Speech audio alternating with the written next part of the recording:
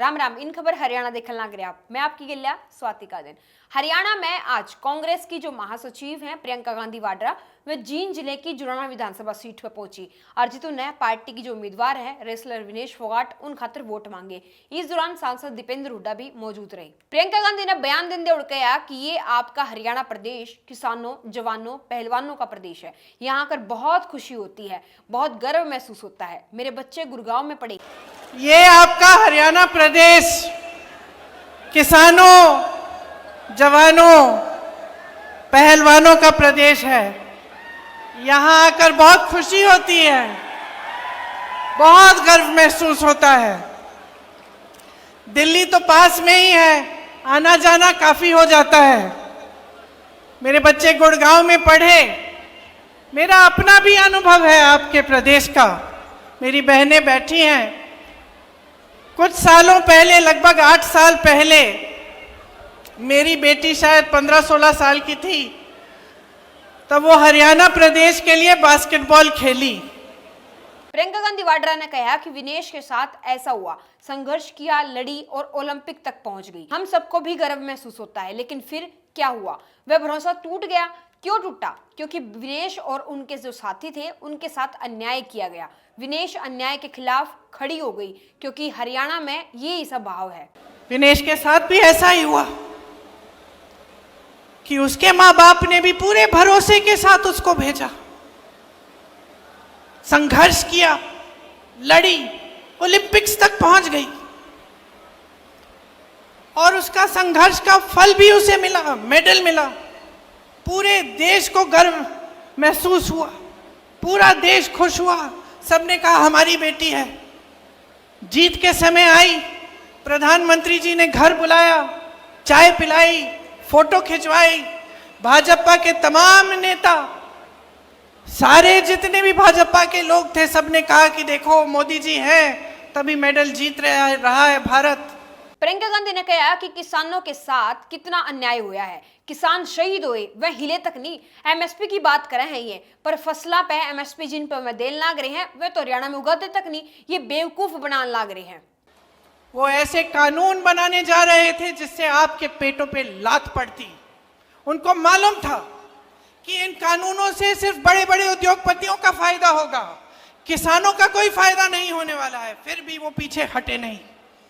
आपने संघर्ष किया, बैठे रहे महीनों के लिए, आप पे लठ चलाया गया, आपको मारा पीटा गया, 750 किसान शहीद हुए।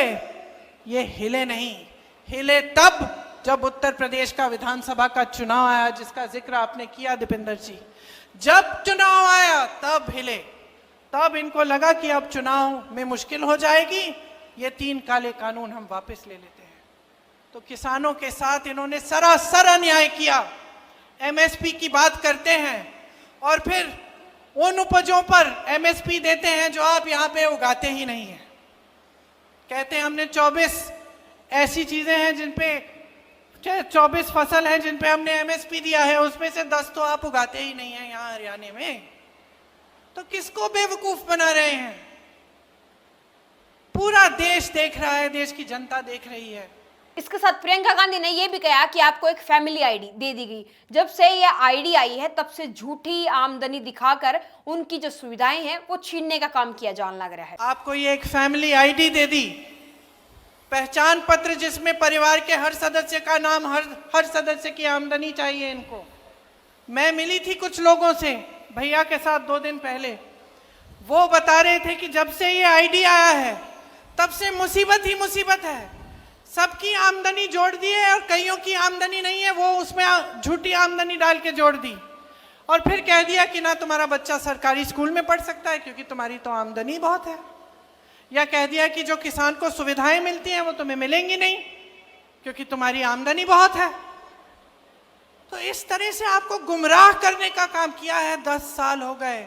इसके बाद प्रियंका गांधी वाड्रा ने यह बोला कि विनेश फोगाट जो है वो राजनीति मानते हिचकिचा रही थी। विनेश फोगाट ने कहे थे कि अगर मेरे आंदोलन को मजबूती मिलेगी तो मैं जरूर आऊंगी। मैं हरियाणा की हर एक नौजवान लड़की से यह कहना चाहती हूं कि आप विनेश के साथ खड़े हो जाओ। जब हमने राजनीति में आने की बात की तो इन्होंने मुझसे ये नहीं कहा कि मुझे शान चाहिए, शोहरत चाहिए, मुझे सत्ता चाहिए, ये नहीं कहा।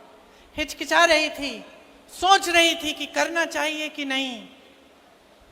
फिर मेरे से कहा, दीदी सच बताओ, मुझे गलत बात मत बताओ। राजनीति में आने से क्या जो ये मेरी न्याय की लड़ाई है हरियाणा की लड़कियों के लिए, हरियाणा की मेरी बहनों के लिए, इसको मजबूती मिलेगी कि नहीं? अगर मजबूती मिलेगी तभी मैं राजनीति में आऊंगी, ये बोला है।